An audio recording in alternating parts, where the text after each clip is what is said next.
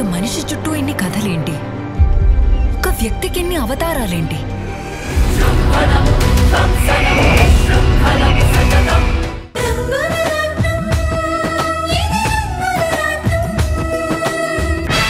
వర్ష ఎక్కడుందో ఎలా ఉందో తెలియక క్షణ క్షణం నేను నరకం అనుభవిస్తున్నాను.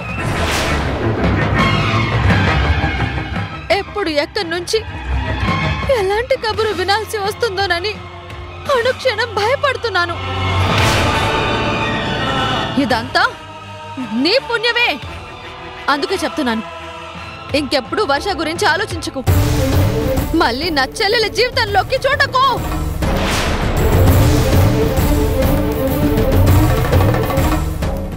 మాకు నీకు ఎలాంటి సంబంధం లేదు. దయచేసి ఇక్కడి నుంచి వెళ్ళు. ఇంకెప్పుడు ఇక్కడికి రాకు. ఇదే నువ్వు మాకు చేసే అతి పెద్ద సహాయం. వెళ్ళిపో.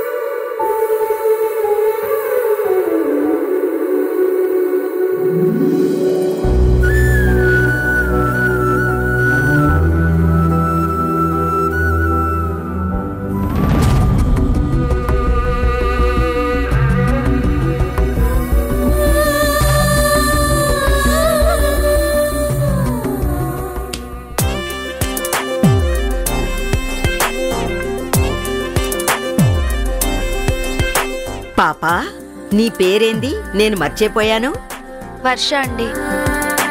అబ్బా, నీ రూపం, నీ పేరు కాసుల వర్షం కురిపించేలా ఉంది. ఇందా, ఇవి తీసుకో. తీసుకో అమ్మా. ఇవెందుకండి? అన్నీ చెప్తాను. ముందు నలుగు పెట్టుకుని తలారా స్నానం చెయ్యి. ఈ చీర కట్టుకో, సెంటు రాసుకో. సరోజ మంచి జడ వేస్తుంది. గుప్పు మనేలాగా మల్లె పువ్వులు పెడుతుంది. అదే ఎందుకు అంటున్నాను. భలేదానివే. విందుకొచ్చే వాళ్ళకి విస్తర్ నిండి ఉంటేనే ఆనందంగా ఉంటుంది. అప్పుడే గిరాకీ బాగుంటుంది.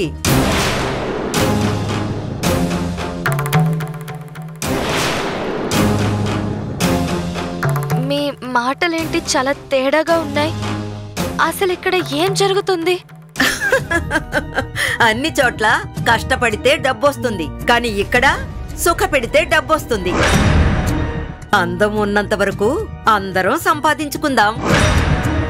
వచ్చిన దాంట్లో 60 నాది, 40 నీది. నువ్వెన్ని గంటలు కష్టపడి సుఖ పెడితే అంత ఆదాయం. అందమైన రూపం ఉంది, అందరూ కోరుకునే కొంటె వయసుంది. సరిగ్గా సంపాదించుకుంటే భవిష్యత్తు బంగారం అవుతుంది. అందరం అలా మొదలుపెట్టి ఇలా సంపాదించుకుంటున్నాం, అంతే. చాలు.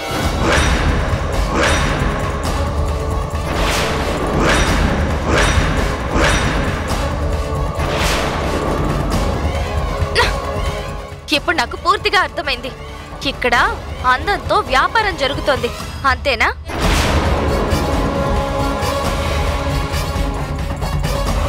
అమ్మాయిల శరీరాల్నే సరుకుగా మార్చి నువ్వు సంపాదించుకుంటున్నావు, అంతేనా? ఏంటి నన్నే నిలదీస్తున్నావు నువ్వు? అవును, అదే చేస్తున్నాను. అయితే ఏంటి? నేను నువ్వనుకునేలాంటి మనిషిని కాదు. ఒక్క నిమిషం కూడా నేను ఇక్కడ ఉండను.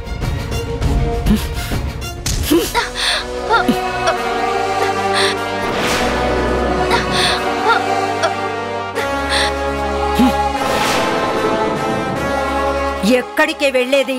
వెళ్ళిపోతానంటే పంపించడానికి కాదే, అంత డబ్బు పోసుకొన్నది.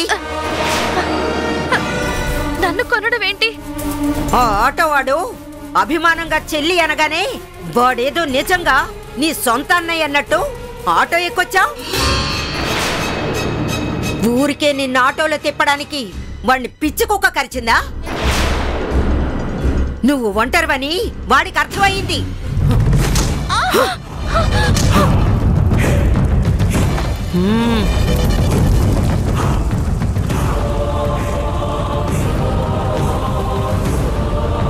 అందుకే వాడు నిన్ను నమ్మించి నాకు అమ్మేశాడు. పంజరంలోకొచ్చిన చిలక, నా దగ్గరకొచ్చిన నీలాంటి పిల్ల ఎగిరిపోవడానికి అవకాశమే లేదు. మర్యాదగా నా మాట వింటే నీకు మంచిది, మాకు మంచిది. లేదంటే నిన్ను ఎలా ఒప్పించాలో నాకు బాగా తెలుసు. అమ్మడానికి వాడెవడు, కొనడానికి నువ్వెవరు? నా జోలికొస్తే చంపేస్తాను. మర్యాదగా నన్ను వదిలే, లేదంటే నా సంగతి నీకు తెలీదు. ఇంట్లోంచి పారిపోయి వచ్చిన నీలాంటి ఆడవాళ్ల బ్రతుకు ఇలాగే మారిపోతుంది. పిచ్చి పిచ్చి వేషాలు వెయ్యకుండా మర్యాదగా రెడీ అవ్వు. లేదంటే ఏం చేస్తావు? ఒరే రంగా,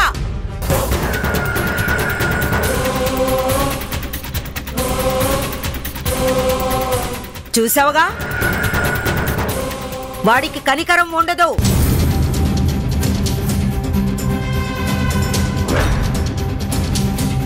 ఆఖరిసారి చెప్తున్నాను, వింటే నీకే మంచిది. లేదంటే వాడు కొట్టే దెబ్బలు నువ్వు తట్టుకోలేవు. నరకం చూసి ఈ నరకంలోకి వస్తావో ఆలోచించుకుని స్వర్గంలా మార్చుకుంటావో నీ ఇష్టం. సరిగ్గా గంట టైం ఇస్తున్నాను, బాగా ఆలోచించుకో. తప్పించుకోలేవని మాత్రం తెలుసుకో. రే రంగా, దీన్నొక కంట కనిపెట్టు. పిచ్చి పిచ్చి వేషాలు వేస్తే దెబ్బలు బయటికి కనపడకుండా కుళ్ళబొడిచేయి. అలాగే అక్క, నేను చూసుకుంటాను.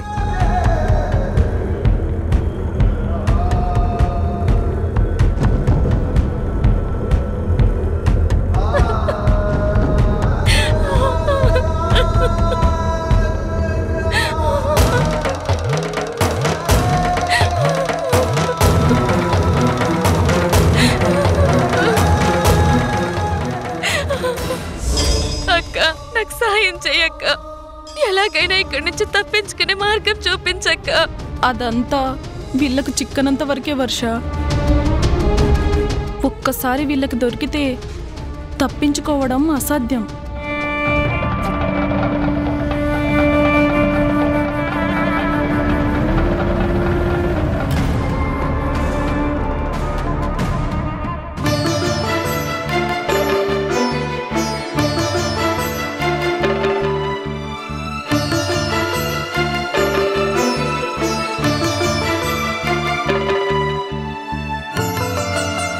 నమస్కారం అమ్మా.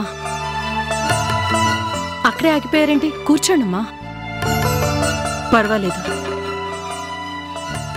రాణి లేదా? ఉందమ్మా. వర్ష ఎక్కడికి వెళ్ళిందో తెలియక కుమిలిపోతుందమ్మా. కంటికి దారగా ఏడుస్తోంది.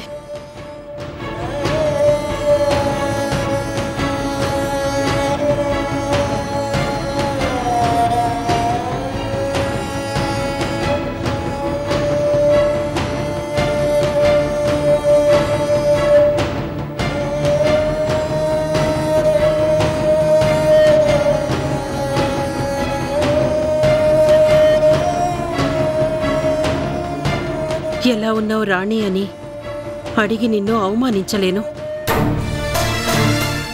ప్రాణంగా పెంచుకున్న వర్ష కనిపించకుండా వెళ్ళిపోయినందుకు నీ మనసెంత బాధపడుతుందో నేను ఊహించగలనమ్మా. మమతలు పండిన ఈ ఇంట్లోనే ఇలా కన్నీళ్లు మిగులుతాయని కలలో కూడా నేననుకోలేదు. ఆ భగవంతుడు బాధపడమని నన్ను పుట్టించినట్టున్నాడు. చిన్నప్పుడు కన్న వాళ్ళని దూరం చేశాడు. ఇప్పుడు కంటికి రెప్పలా చూసుకున్న వాళ్ళని దూరం చేశాడు.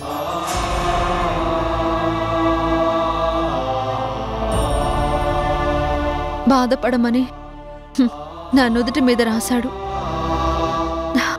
మీరేం చేస్తారమ్మా? ఇది దేవుడు రాసిన రాత కాదు రాణి. మనుషులు తమ స్వార్థం కోసం ఆడిన ఆట. అందుకే ఈ రంగుల రాట్నంలో కొంతమంది నవ్వుకుంటున్నారు.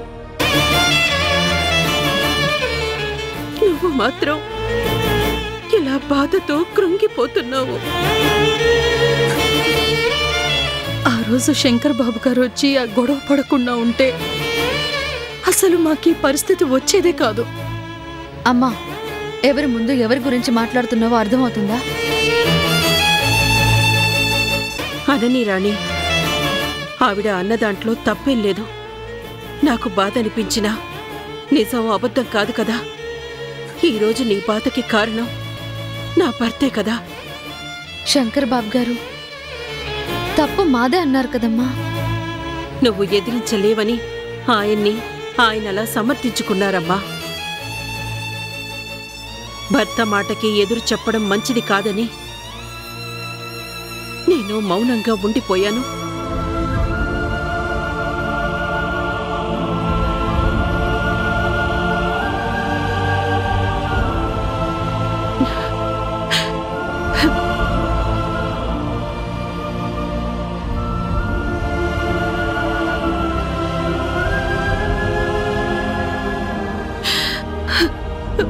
మమ్మల్ని క్షమించు రాణి.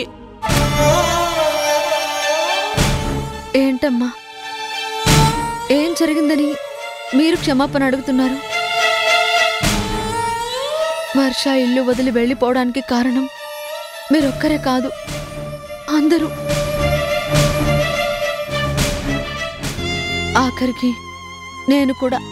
లేదు రాణి, వర్ష ఇలా వెళ్ళిపోవడానికి పూర్తి కారణం నా కుటుంబమే. ఆ పాపం మాదే. మీ బాధ శాపంగా మారి తగిలేది కూడా మాకే. అది నాకు తెలుసు. అందుకే క్షమాపణలు అడుగుతున్నాను. ఏంటమ్మా అలా మాట్లాడుతున్నారు? ఏం జరిగింది? నా మనవరాలు ఆడిన నాటకం ఇది అని నిజం మీతో చెప్పలేను. మందలించాల్సిన ఆయన కూడా సమంతనే సమర్థిస్తున్నారని మీతో ఎలా చెప్పగలను?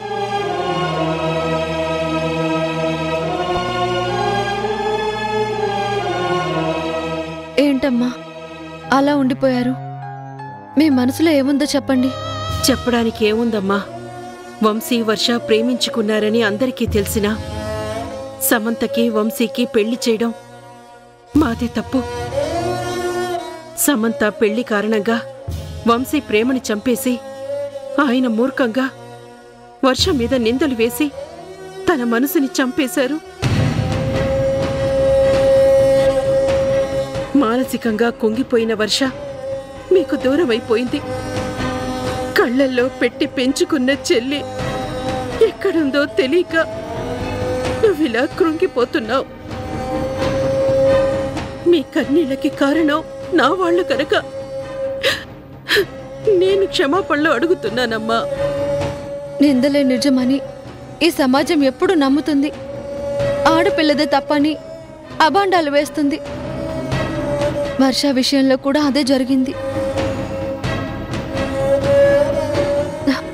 మనకన్నా గొప్ప వాళ్ళని ప్రేమిస్తే జీవితం బాగుండదు, బాధే మిగులుతుందని వర్ష తెలుసుకోలేకపోయింది. చివరికి తనకి బాధే మిగిలింది. నన్ను వదిలేసి వెళ్ళిపోయి నాకు బాధని మిగిల్చింది. బాధపడకమ్మా, వర్ష నీకు దూరమై ఉండలేదు. తప్పకుండా తిరిగొస్తుంది. అన్ని సమస్యలు సర్దుకుంటాయి. మళ్ళీ ఈ ఇంట్లో మనసు మమతలు వెళ్ళి విరుస్తాయి.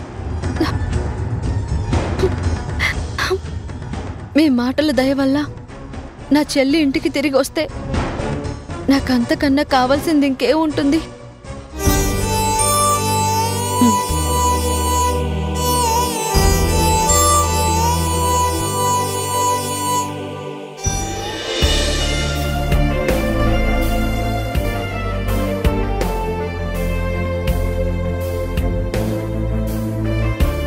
ఏ సరోజ, ఏమంటుందది? పువ్వులు పెట్టుకుని మంచం ఎక్కుతుందా, లేక తన్నులు తిని పస్తులుంటుందా? లేదక్క, రెడీ అయింది. ఎందుకవ్వదు?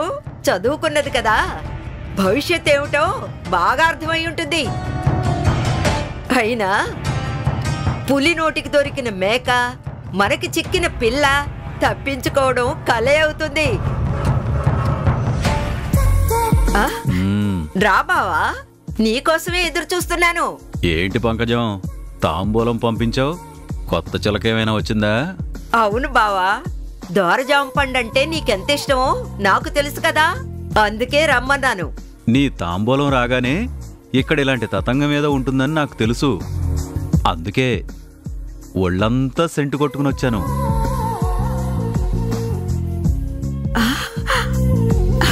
ఇవ్వు బావా. నాకు కావాల్సింది ఇచ్చారు, ఇంకా మీకు సంతోషాన్ని ఇవ్వడానికి గదిలో ఎదురు చూస్తోంది. వెళ్ళండి బావా.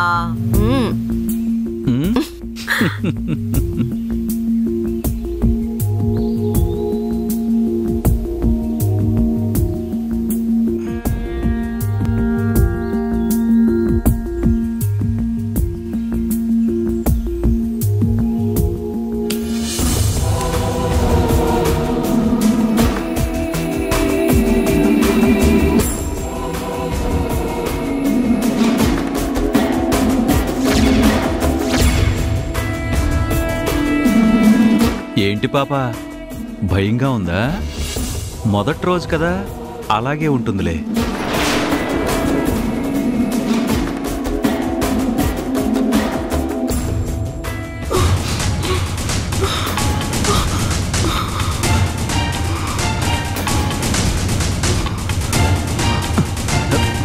బడిలోకొచ్చాక బిడియం పనికిరాదు పాప. అల్లరి చేయకుండా ఉంటే మనం అల్లుకుపోదాం.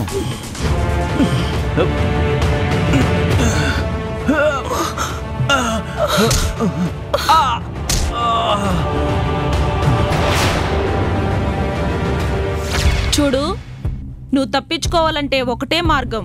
నీ గదిలోకి ఒకడొస్తాడు. వాడు రాగానే ఈ రాడ్డుతో వాడి తల పగలగొట్టు. ఆంటీ ఆ గందరగోళంలో ఉండగా తలుపు తెరిచుంచుతాను, నువ్వు పారిపో.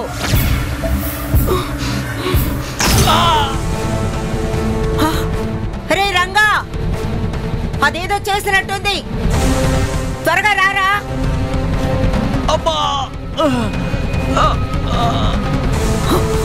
ఆగవే, ఎక్కడికి పారిపోతావు? నీ ఎంత చూస్తానే. ఎక్కడికి వెళ్తావు? నిన్ను ఆగవే. రంగా, రే దాన్ని పట్టుకోరా.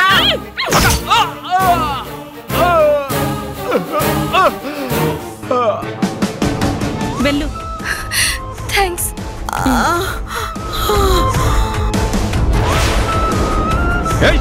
ఆగవే, ఆగవే, ఆగో,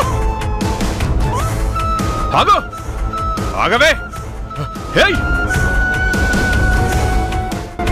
ఆగవే. వర్ష,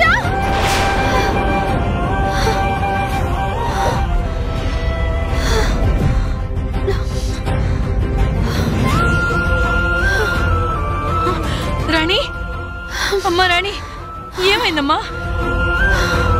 వర్షకేదో అయిందమ్మా. వర్ష ప్రమాదంలో ఉన్నట్టుంది. చచ్చా, అలా ఏం జరగదమ్మా. వర్ష గురించి ఆలోచించావు కదా, అందుకే నీ మనసుకు అలా అనిపించుంటుంది.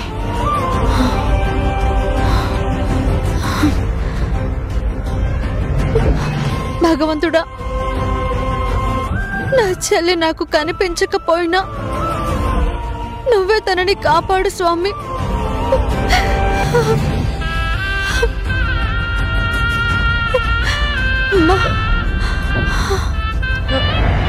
ఉండమ్మా, నీళ్ళు తీసుకొస్తానుండు.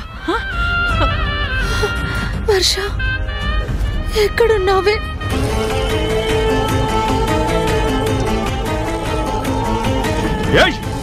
ఆగవే!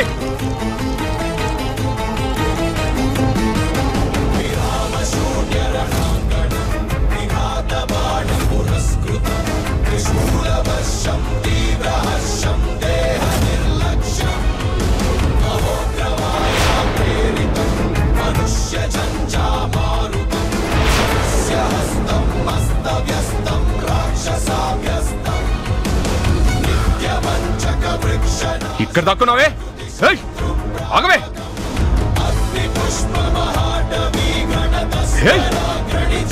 ఆగో!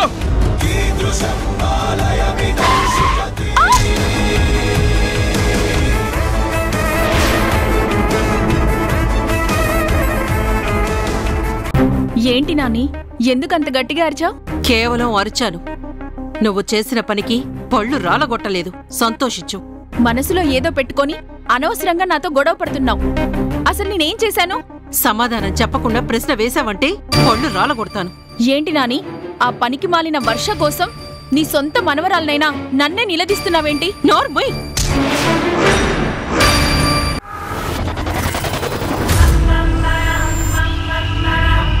విధ్వంసన్నాపే వినాశనం నేను. కొంతమంది చూపు మనిషి ఊపిరి ఎప్పుడు ఆగాలో డిసైడ్ చేసే చూపు.